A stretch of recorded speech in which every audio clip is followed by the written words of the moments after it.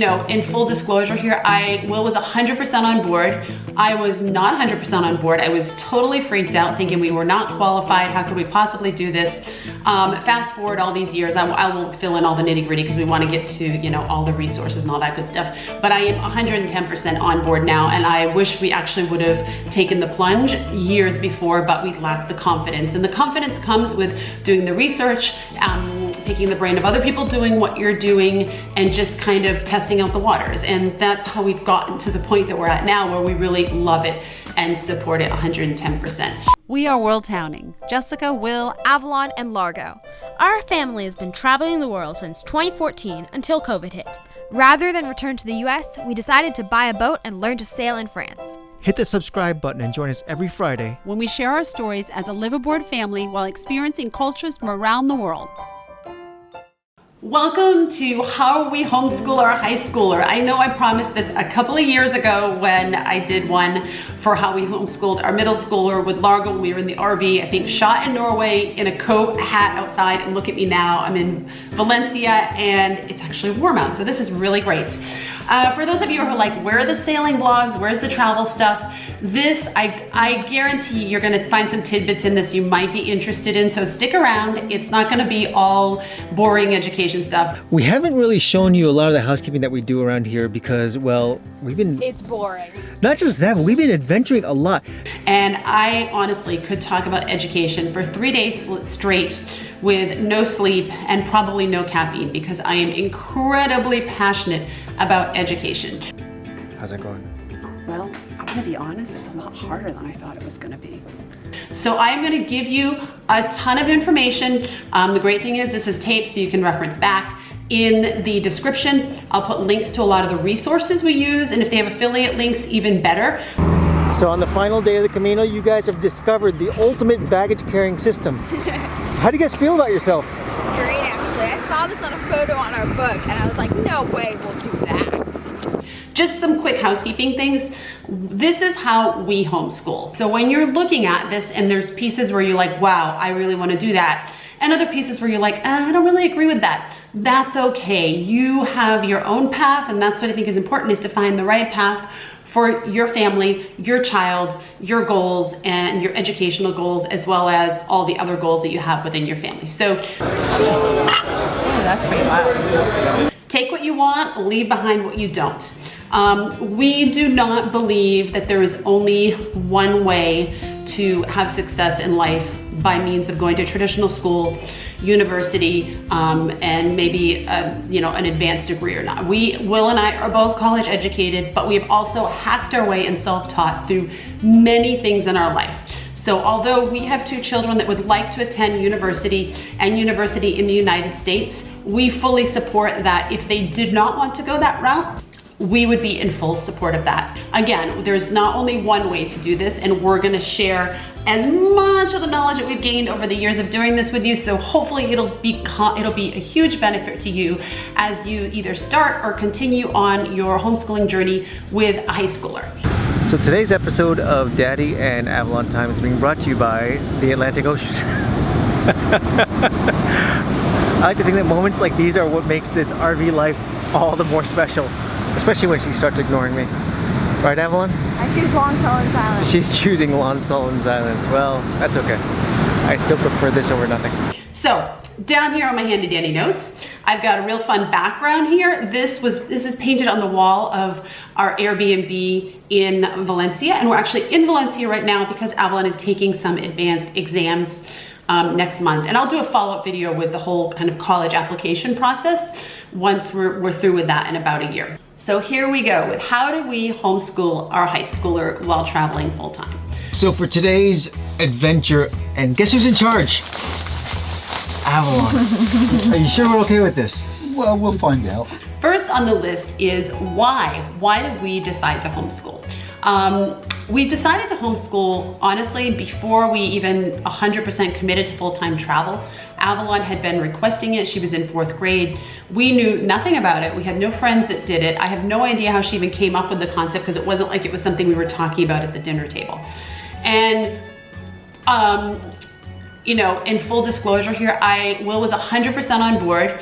I was not 100% on board. I was totally freaked out, thinking we were not qualified. How could we possibly do this? Fast forward all these years, I won't fill in all the nitty gritty because we want to get to, you know, all the resources and all that good stuff. But I am 110% on board now, and I wish we actually would have taken the plunge years before, but we lacked the confidence. And the confidence comes with doing the research, picking the brain of other people doing what you're doing, and just kind of testing out the waters. And that's how we've gotten to the point that we're at now, where we really love it and support it 110%. Everything is perfect, it's falling into place. I can't seem to wipe this smile off my face. There's a happy song, there's someone by your side to sing along. Another reason besides Avalon's initial interest in homeschooling that we wanted to do it is we wanted to teach our kids about the world. We wanted them to have a global education. And a global education does not only come from traveling. You can get it from a stationary life as well, as long as you create the programs and the education style you're going to use that takes a global approach to education. So studying other countries and other languages and different foods and different politics and different cultural nuances.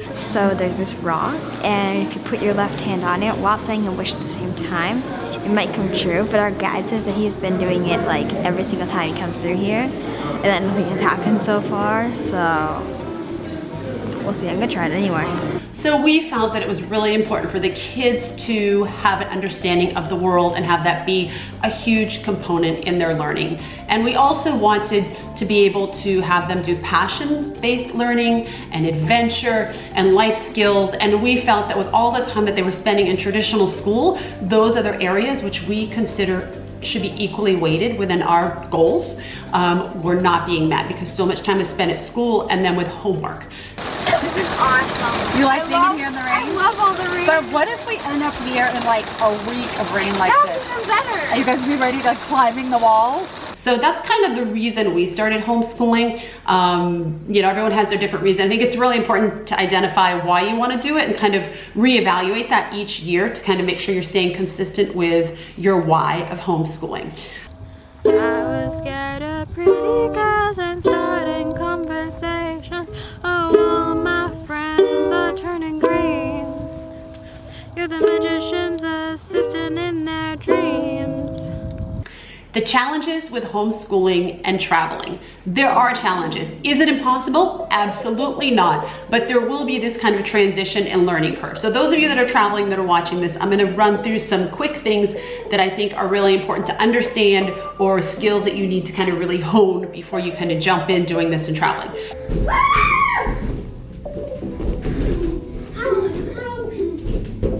Barbara, are you okay? Number one is, I said it's not hard, but you need flexibility, organization, and research skills. Period.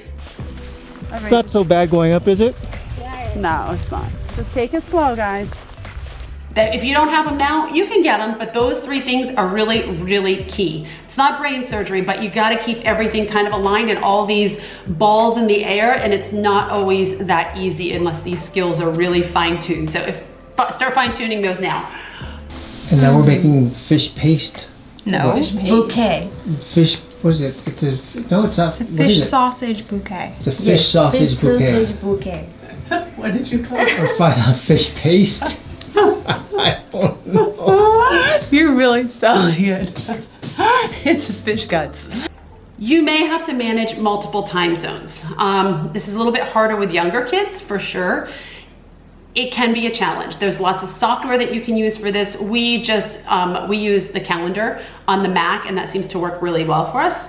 Which leads to your kids need to be willing to take classes at odd hours. So for example, Largo, not all of our kids' classes are self-paced. Largo currently has a lot of classes, which are Zoom classes where he's in with other kids all around the world.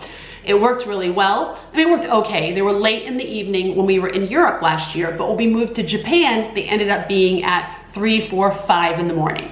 Now these classes are taped, so it was not an issue. He could watch them after the fact, but he really enjoyed being in the class setting. So he said, that's it, I'm gonna get up and I'm going to attend my science class. Who got up with you this week at 5 a.m.? Dad. I got up with you too. No, Dad got me up and got up with Dad me. wasn't even home from partying one night when you woke up. Dad didn't even go party. You went to the dance clubs that night? Whoopee. We were okay with that as long as he took a nap or, you know, did something to kind of compensate for the loss of sleep. But you have to be willing to be, that's part of the flexible part with time zones, and if maybe finding out if the classes are taped ahead of time and kind of working with that. And if you don't think that your child or your family in the type of travel you're in can adjust to that, then that's something definitely to consider. Carrying around supplies for classes. When we went to Morocco, Belarus, and then to Japan, Avalon carried a physics set with her. So you have to factor that into your luggage and how much space you have. The other thing is you can't always get the supplies you need wherever you are. So you have to be really good at kind of hacking and improvising and doing things kind of a little differently to get to the end result. And it hasn't been impossible, but there have been those times where it's like, oh, I need this for art class, or oh, I need this for baking class, and we're in a country where we can't get it. So you have to improvise, which is fine with the internet because you can Google it, you can pretty much improvise anything these days. A good example of that is we were taking a cooking class, a baking class actually, in the RV, and we did not have an oven. So she messaged the teacher and said, is it possible for me to take this class without an oven? The teacher was super accommodating, and she said, on the days that we're gonna be using an oven for our recipes, I will give you an alternative recipe to do.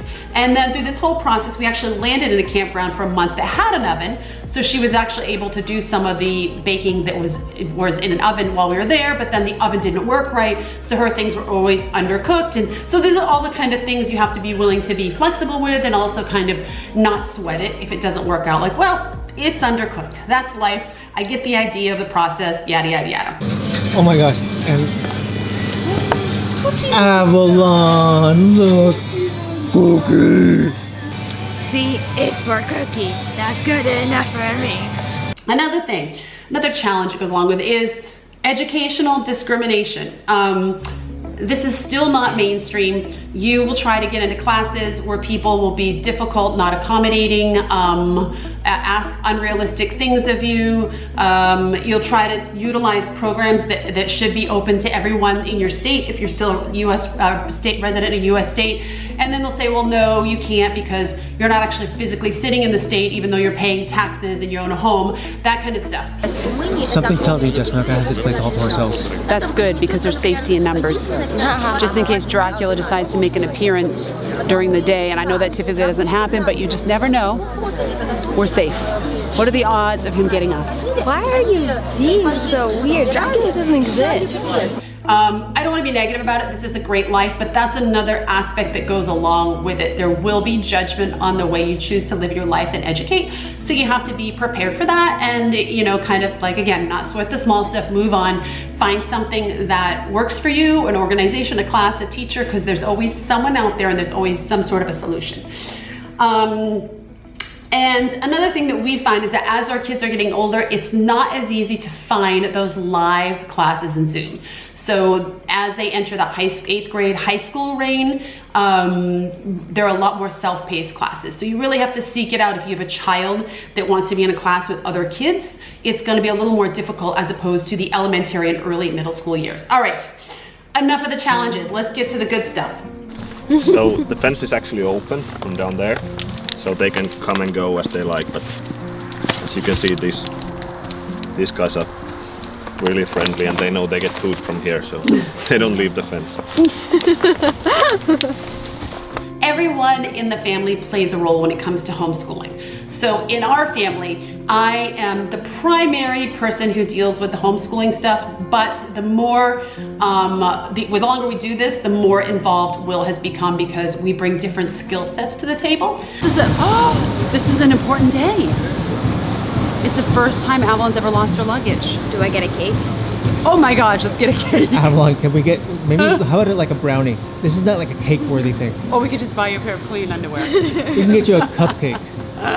So I am the program creator, which means I find the classes, I find the teachers, I sit down with the kids and I say, okay, here's a science class.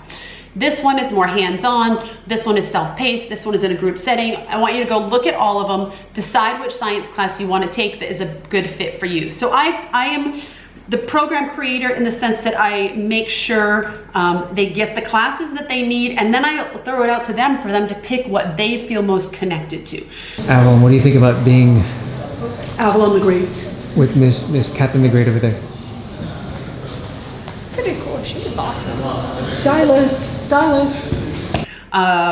Also with the program creator aspect, Will and I have created several classes on our own, for example, world history and world geography, which means we do site visits, we read living books, the kids have projects. I'm assuming that at this point most of you know that we're homeschoolers, world schoolers. What you might not know is that we do absolutely no traditional education when it comes to history. We get on the ground and we learn through documentaries and site visits and Rick Steves and all kinds of other goodies. So I'm gonna let Avalon give her opinion on it because I know how I feel about it, but I think it's important to hear a teen's opinion. Do you like learning this way? Would you rather learn right it different way? before this, welcome to the new channel of RNN, Ruin News Network, where we News Network, travel Largo? all the way through ruins and citing broken things.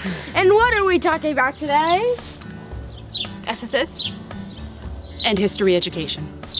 Boring history textbooks. Over and out.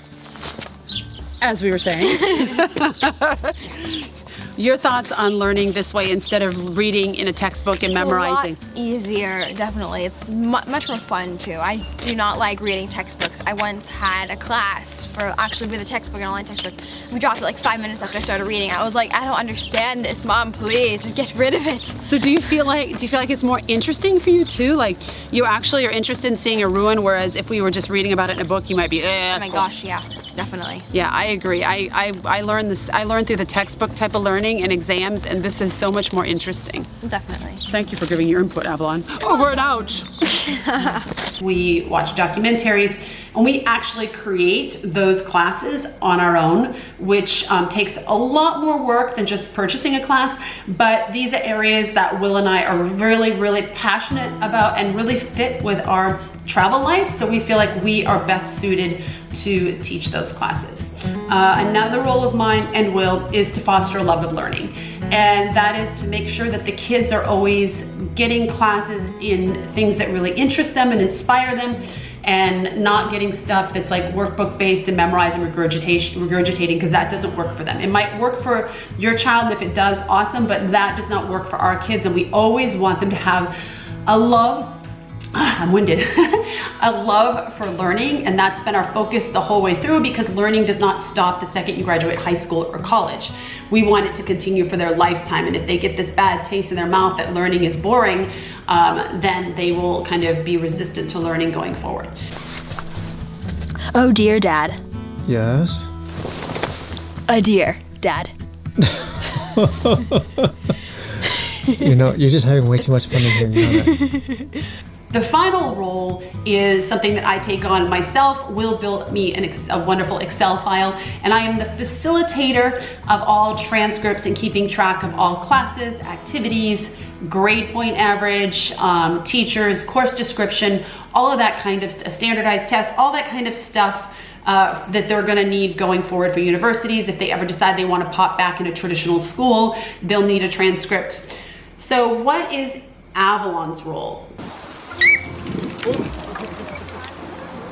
She's an 11th grader, and since she's been in 8th grade, kind of 7th grade too, she went to public school in France in 7th grade, but definitely 8th grade, she is completely in charge of registering for her classes. We pay for them, but she registers for them, fills out the documents, and then uses our credit card to pay for them. She's responsible for communicating with her teachers. I very, very rarely get involved with communicating with a teacher. Sur la carte, il y a comme des choses qui disent d'autres, comme ces parties appartiennent à d'autres personnes.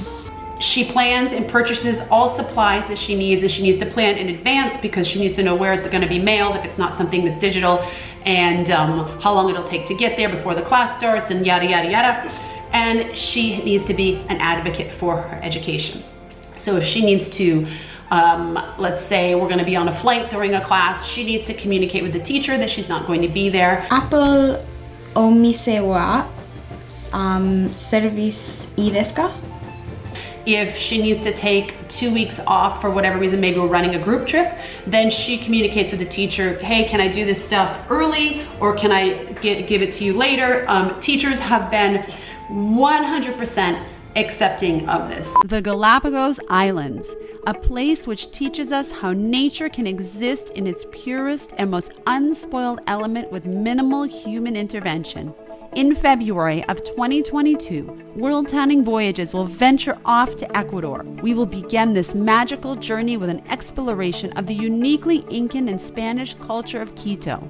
After several days on land, we will take the 600-mile flight into the Pacific to join our private motor yacht for an unforgettable 7-night journey of discovery through the best of the Galapagos Islands. Our family lived and explored this spectacular country for 9 months, and without a doubt, we consider it to be one of the most culturally and ecologically diverse locations on the planet. Our small and intimate trip to this incredible country is sure to be life-changing. Space is limited, so act fast. We cannot wait to share with you the awe of Ecuador and the Galapagos Islands. All right, let's jump into Avalon, her education past that she's had and her higher education goals, and then we'll jump into what her curriculum is this year in 11th grade. So Avalon attended a French preschool at age 3 for 6 hours a week. The following year, she attended an English preschool for 20 hours a week. Her kindergarten year, she attended a public kindergarten, which was English-based. And then her first grade and halfway through her second grade, she attended a public elementary school in a French immersion program. And then halfway through her second grade, we transferred her to a private international school, which was French and English, and she was there all the way through 4th grade. In 5th grade, she was homeschooled in Costa Rica. In 6th grade, she was homeschooled in Ecuador. In 7th grade, she expressed an interest in wanting to go to school in France, so she attended public school in France in 7th grade. I was like freaking out. I felt like my legs were gonna, like when we first got there, I felt like my legs were gonna fall out from underneath me. Oh my God, and it was so hot. It was so hot. And Avalon made a friend. That's her new friend up there. She just moved here from Paris. And then 8th grade through now, she's done homeschooling online. Mote. Avalon actually likes Mote. I don't, but actually, this is a pretty good one. What did you think? It's great. It's great. Lager, how about you? No. You're not great. Otherwise known as AKA. He doesn't like it. I do. So that's kind of a little bit of a history of her education path. We've done public, private, language, homeschool. I think we've kind of hit the gamut of everything. So, Are you seriously taking a photo of me? we're not kind of set in one particular style of education. It kind of changes as our kids change, depending on where we are in the world, depending on what they want. And I think right now we're pretty much settled into homeschooling, world schooling, unschooling for the rest of the entirety of their education. Neither one of them want to go back into a public school system or into a brick and mortar. So I think we're on a path that's going to be consistent. Who knows? I just wanted to do a mini vlog. I've got no idea why I wanted to do a mini vlog, I just did. You know, Will and I have this style where we're pretty flexible as long as the kids' needs are being met. So Avalon's higher education goals. Avalon is now trying for the first time cold beetroot soup. I don't know if it's beetroot or just beet, but whatever it is, it's a Latvian specialty, which Jessica and I did not have the courage to try. But what? Nothing. Nothing. Nothing. So her education goals are that she would like to go to university in the United States at a 4-year Ivy League or top tier school in a big city with lots of diversity and sushi. So we finally made it about 150 blocks from Brooklyn all the way to Manhattan, and now on the campus of Columbia University, where Avalon will be taking her student tour. Whether she goes to school here or not, I don't know, but it's like a campus in the city, which is hard to find. What do you think about Columbia? So far, I like it. Yeah. That kind of gives you an overview of, you know, she kind of has very, very specific goals. I went to Fordham, by the way, in the Bronx. That's like a real campus. Avalon doesn't want to go there. She basically wants to forge her own path. And because of those goals, that has definitely helped us kind of navigate what classes she should take and what upper exams she should take and all that kind of stuff to meet this goal. I don't really blame her, but Fordham is still good. Avalon, if you watch this and you haven't decided between any school in New York City, go Rams. Everyone always asks us, what's your education style? And it's so hard to put a label on something. Like some people are like, well, I'm Montessori, or I'm Waldorf, or I'm a Christian, or I'm this, or I'm that. So I'm gonna say that we are eclectic homeschoolers.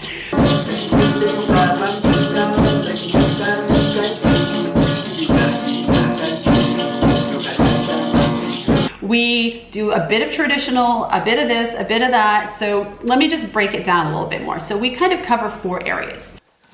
What do you think, Avalon? You have a future in this? No. It's hard? We are traditional in many aspects, from traditional in the sense of math, science, and meeting those benchmarks for Avalon that she needs to have met to attend university in the United States. So that's more of our sit in front of the computer or reading out of books aspect of the education. While Avalon's back there enjoying her schoolwork in all this space, Avalon, you realize this space right here is bigger than the RV. Yeah. In fact, it's like twice the size of the RV. Yeah. Like I can be in one RV right here and then the other one here at the same time. And we don't do textbooks unless a class is requiring it, but we try to keep her out of classes that use textbooks and maybe use some other form of literature to get the point across, because textbooks are so boring and usually end up memorizing and regurgitating, and quite frankly, do not inspire a love for learning. So our kids have had very few textbooks in their education. So that's kind of our traditional aspect of it. You know, it's the math, the science, English. We kind of take it off the traditional path, the way we do it, but we make sure those benchmarks are met for her goals for certain universities within the United States. It's like almost like an alchemist. You have all this crazy stuff in front of you, and next thing you know, what's going to come out? Turning lead into gold. Like what kind of scent are you going for? Are you looking for something that makes you feel like you're walking through Carbonated alcohol, if that makes sense. That's what you want to smell like? You want to smell like an old can of beer? I don't want to smell like that. Then we have what's called our world schooling component. And that's where we do things out in the world. Our traditional education also takes on a world schooling component, but the part of when we're out doing things in the world, which we categorize under world schooling, taking a cooking class, taking origami, bento box making in Japan, going on a historic tour with someone. The most upsetting thing that I saw on the tour was most likely all the children's clothes and all all the shoes and all the pots and pans and everything that people had brought with them that they had sorted, because it really put things into perspective. And I think the most upsetting thing that I heard was that like 75% of the people were immediately gassed. yeah, it was bad. There's all kinds of aspects of this style of our education that we integrate wherever we are in the world. We don't consider this less important than the traditional aspect. We actually consider it, probably if I had to weigh the 4 areas, I would probably weigh it I wouldn't weigh them 25, 25, 25, 25. It would probably be more of the world schooling. I think this is really, really important. What are you making, Avalon? Largo and I, well, it's just me at the moment, but we are creating a month-long project while we're here. We are making a raft, and we are going to sail away from Mom and Dad on it. What? That's a joke. We're going to attach milk cartons to the bottom of this once we're done, and then we're going to sail down that river to the sea.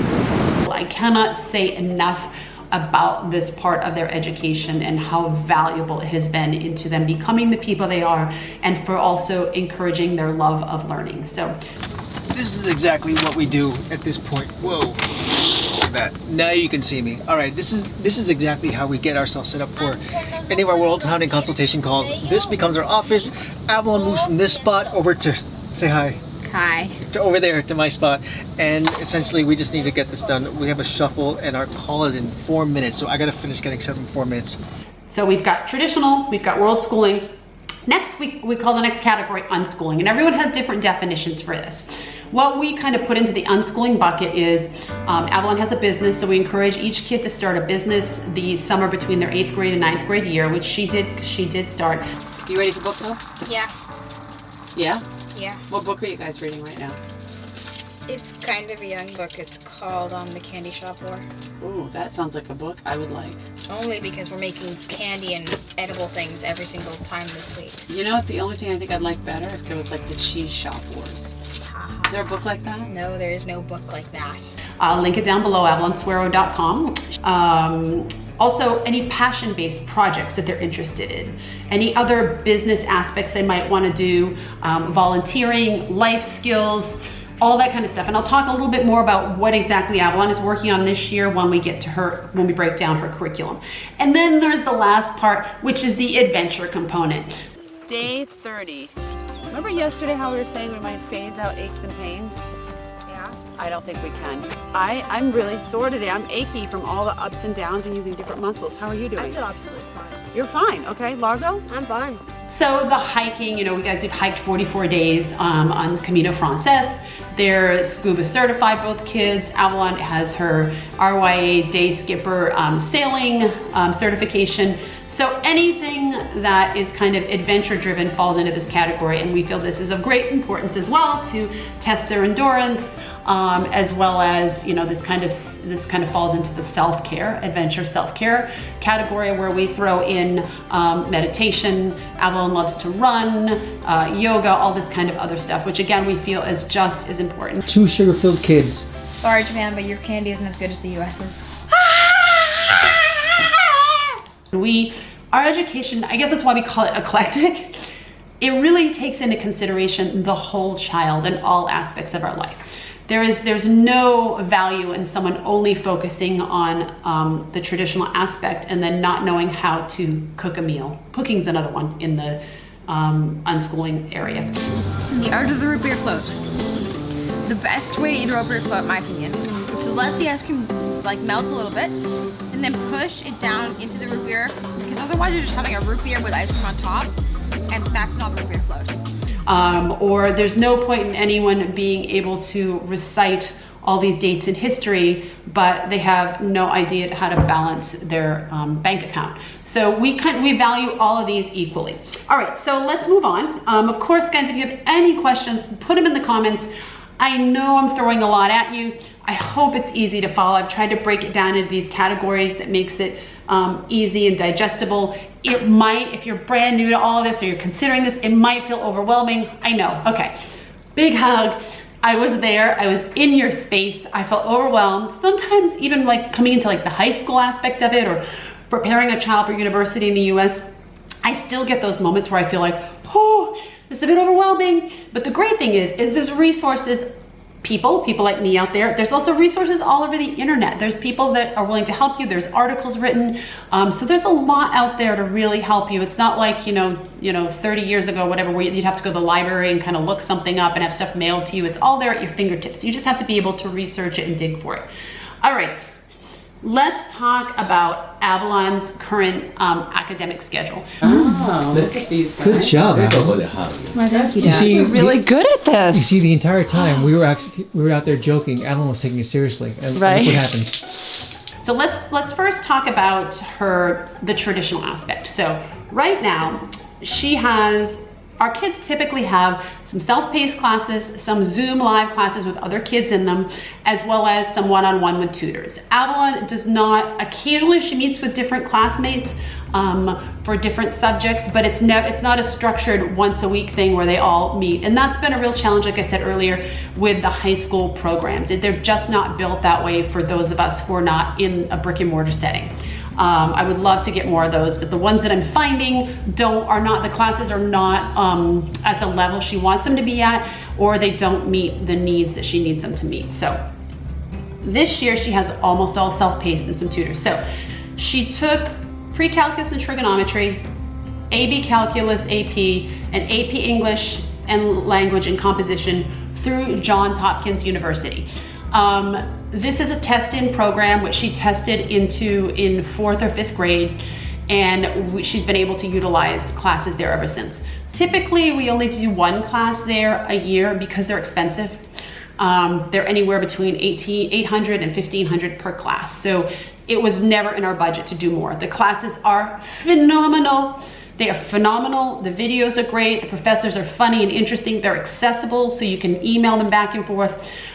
This year, she did take 4 classes with them. We had to kind of find a way to pay for it this year because she needed those upper tier classes that we just could not find elsewhere, and that's just the reality of it. So this year our budget for homeschooling went up more than what we typically spend, and we'll talk about that at the end of the video.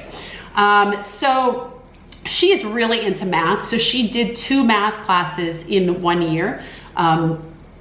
Also, she took, she's taking physics also through Johns Hopkins. World history is another class she took here. This is one that we totally built ourselves and has been ongoing for, it's on its 3rd or 4th year now. Like I said before, we do living books, we do site visits, we watch documentaries, they have projects. The last component of this world history that we were missing was Asian history, the whole Silk Road as well. We were going to tackle all that when we were in Asia, but then COVID happened. So we're tackling it, but not through site visits, unfortunately. There have not been many site visits and a lot of out in the world, world schooling culture stuff since August when we came back to France because of COVID. So we're kind of finding other ways in documentaries and living books and stuff, but it's definitely, I'm talking of how our life is outside of COVID, because COVID is just a whole other bird and no one needs to know how we're navigating through that with education because it's hopefully going to be short-lived. Okay, so she took Intro to Spanish Language and Literature. Now this is interesting. She took this through Oregon State University. And she has taken quite a few classes through them. It's a 4-year university. I think it ranks number 4 or 5 around there for online universities. They have a vast amount of programs. She's been very happy with them.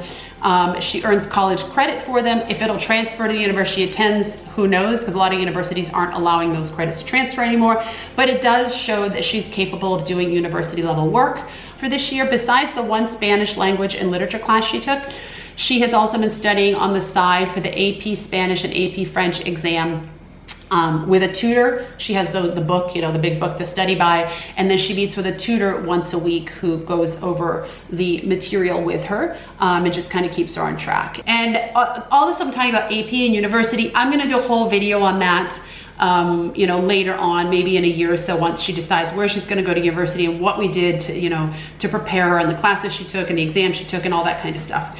So this year she has taken, I'll just recap, Pre-Calc with Trig, AB Calculus, AP English Language and Composition and Physics through Johns Hopkins. And then she's taken World History with Will and I, which has been ongoing for several years.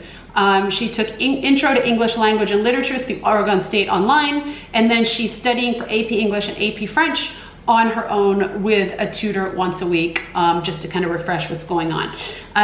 Interesting thing is that over the years, we've kind of found these different language tutors and for the kids to be able to maintain their languages, but we've never said, okay, you have to, be focused on X, Y, and Z. We've kind of let them teach their expertise. So her AP French tutor actually taught, she has an advanced degree in art history, so she actually taught Avalon art history in French last year, a couple hours a week, which was really, really cool. Avalon loved it. She got to practice her French. So when you can find kind of these outside resources, these teachers or these tutors that can come and bring another element to your education, go for it. The more exposure your kids get to people teaching them outside of yourself or just a self-paced class with an email back and forth for the teacher, the better off they are. They get to experience how someone else lives, their knowledge, they get to create other relationships. There's so much value in bringing other people into your education paradigm. I cannot express it enough. And the whole thing where they say it takes a village, it really does take a village when it comes to education. And we have tremendous respect for everyone that's been in our village. And some of these people have been friends that we've had forever that'll teach the kids about something about investing in the stock market. Some have been family members that bring a skill. Some have been complete strangers. Some have been hired tutors. It's just a whole gamut. People are so willing to help. They really want to educate the youth. So if you can take advantage of that, thank those people, buy them a coffee, be grateful, then go for it. Go for it. If anyone's willing to help you, do it. All right. How many hours a day does Avalon spend on school? Okay, in 9th grade, she spent about 6 hours a day, Monday through Thursday. In 10th grade, she spent about 6 to 8 hours a day, Monday through Friday. 11th grade has blown the time bucket, whatever you want to call it. She currently spends about 8 to 10 hours a day, Monday through Friday, and some weekends. That does include homework. So if you think of a child in a traditional setting, at least I know when our kids were in the international school in Boston, they had a babysitter who went to school all day and then would come and babysit some nights from 7 till 1 in the morning, and she did homework the whole time. She said she did homework and school 7 days a week. Right now, currently, as I sit today, Avalon is studying 7 days a week because she's studying for 4 exams. But typically her day is 8 to 10 hours, Monday through Friday, and some weekends for the traditional part of her education. I think that is just part of the equation if she wants to go to university within the United States at a top tier school. Guys, Avalon, look, this is so exciting. Your first college tour. Am I embarrassing you? Yes, you are embarrassing me. All right, let's jump into the rest of her education. So we just covered traditional. There's the adventure side of it. And for adventure for this year, Avalon has got she got PADI certified for scuba. She got her day skipper for sailing. She runs about 3 or 4 times a week. And then there's all this kind of other self-care that we kind of factor into adventure, yoga, hiking, what else? I don't know, there's so much. Avalon was given a choice if she wanted to go to camp for a week or 2 this summer, or she wanted or if she wanted to do something else. And she said, you know what? I would like to go to BookCon, a book convention in New York City. So that is actually the main reason, and to look at universities, that we are in New York City. What can you tell us about BookCon, Alves? It's a 2-day conference, and there are a lot of free books, which is what I'm super excited about.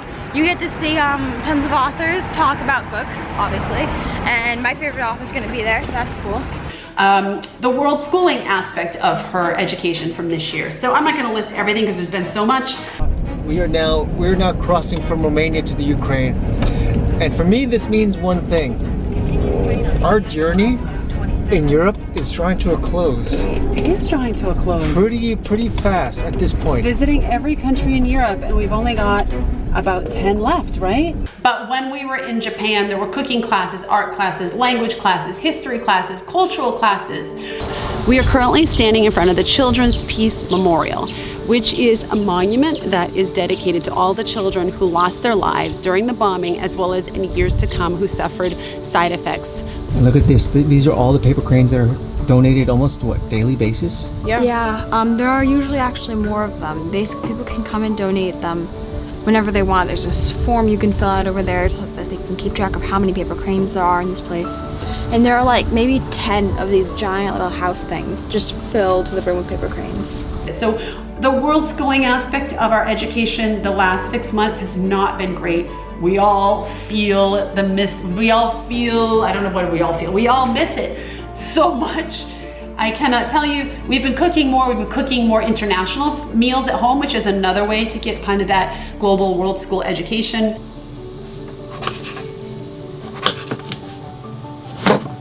Me falta uno. Me encanta.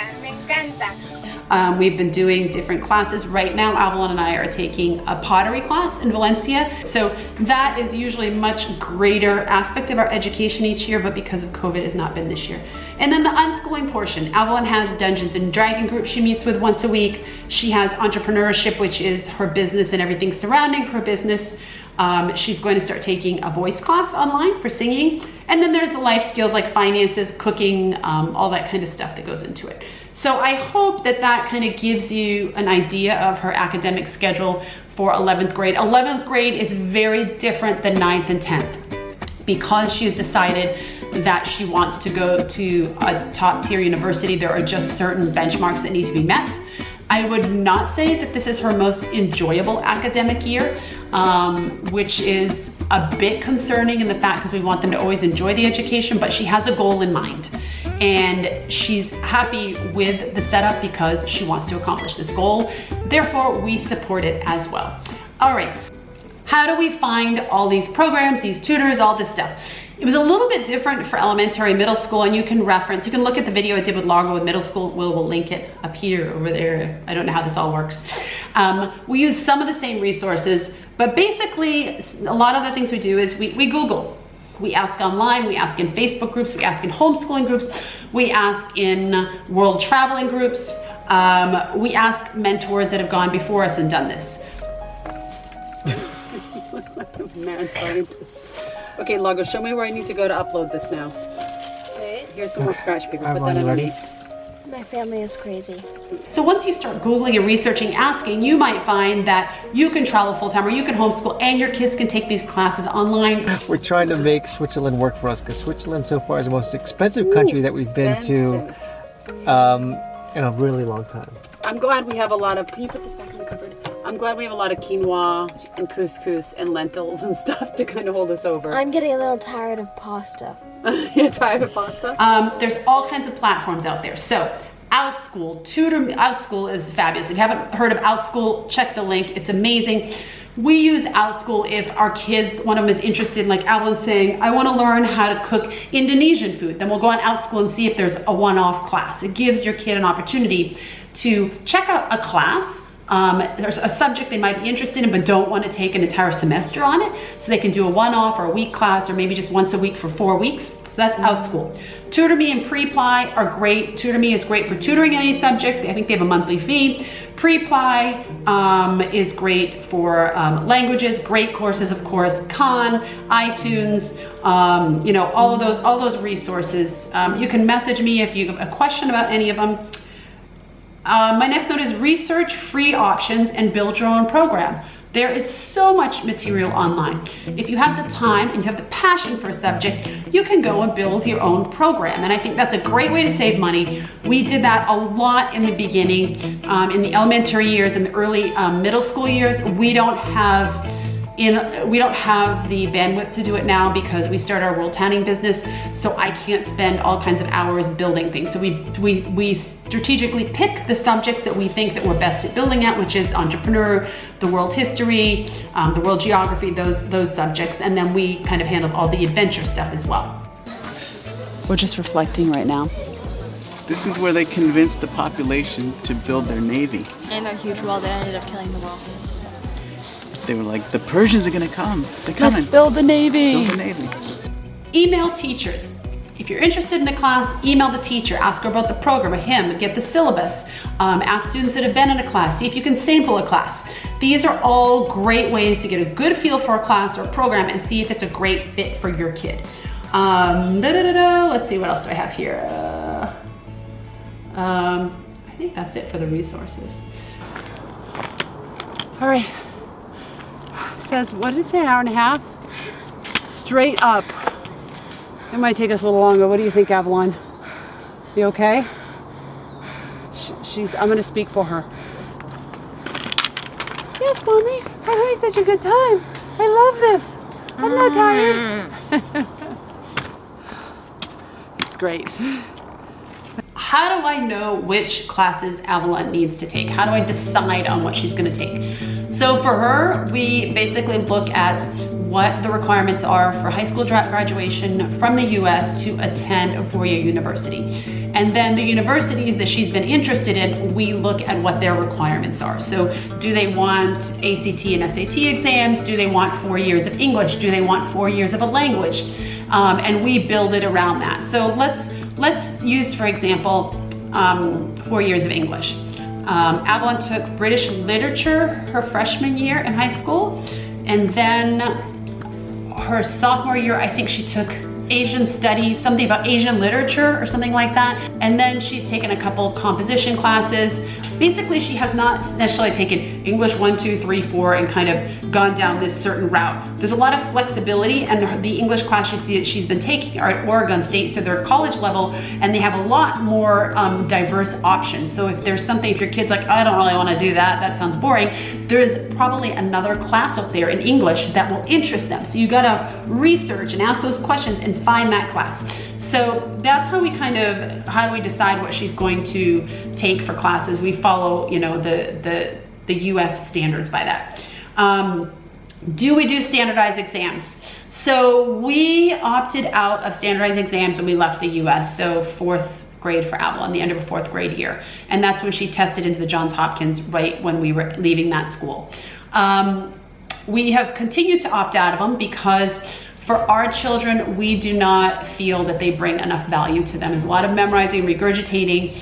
I don't think, we're not looking to gauge our kids against other kids and how they fit into the whole package and the lineup and what number they are and what percentage they're scoring. We look at them and see how they're progressing to how they were previously, if they still have a love of learning, if they're growing, if they're excited, if they're inspired. That's kind of how we gauge it. Now, we're at 11th grade, so Avalon needs to take a lot of these exams to get into a four-year university. I will put a little caveat there that you don't have to. For a lot of these, you can transfer into a university, and then that negates having to take a lot of these exams. But for her, she wants to attend a four-year university and go as a freshman. So these things are needed in these upper tier universities. So she did take the ACT, and she's taking 4 APs coming up. And like I said, I'll do a whole video on that because it's fascinating how she studied for the ACT and did really well just studying on her own rather than paying $300 an hour for a tutor. And this is all valuable information that I will share in the college video. How much do we spend on education? We, over the years, have spent 0 on education some years and up to $20,000 per child some years when they were in the international school. Right now, we're averaging out a year about $10,000. However, this year is more because of all the Johns Hopkins University classes for Avalon. So we're gonna probably be around, I don't even wanna look at the spreadsheet, but I'm gonna guess around 15,000 this year. Lagos are a little bit less this year, but then his are gonna go up a bit next year because he'll start taking, as a 9th grader, he'll start taking some classes at Oregon and Johns Hopkins as well. That was a lot, guys. I hope it was useful. I hope you really got a lot out of it. I'm just gonna say a proud mama moment here for a minute if the kids ever watch this. I am incredibly proud of both of them. And since this vlog is about Avalon, and I chatted about how proud I was of Largo and his vlog, she has had a very eclectic education. It has not always been easy. She's often had to study on trains, planes, sailboats, moving RVs, the sidewalk, on the edge of a cliff, taking a class because it's the only place we can get Wi-Fi. It's been a challenging process to get her everything she needs and wants for her academics, and it hasn't always been easy for her, and she has done remarkably well. So I am proud mama moment. I am so proud of her and so impressed with how passionate she is about going after what she wants in life and how much she loves learning. So if you're watching Avalon, I'm proud of you and I love you. And she's over in the other room studying, so she's probably hearing this going. So I hope that really was helpful, guys. If you have any questions, all the links will be in there in the description. Email me if you have questions, jessica@worldtowning.com. Subscribe, like, comment, everything. Take the plunge. It is, you know, there's certain things in life we say, God, that was such a great decision, like homeschooling. So please go out and take the plunge and go for it. Okay, so that is it for the museum. What do you think, Avalon? Was it fun? Yeah. Okay, so what's next on the tour? Nothing. What do you mean nothing? That's it. This is your tour. This is your chance. This is your grand entrance into tour planning. You got nothing? We ran out of time. Oh, but by the way, the tour costs $10 per person. Pay up. We'll see you next time.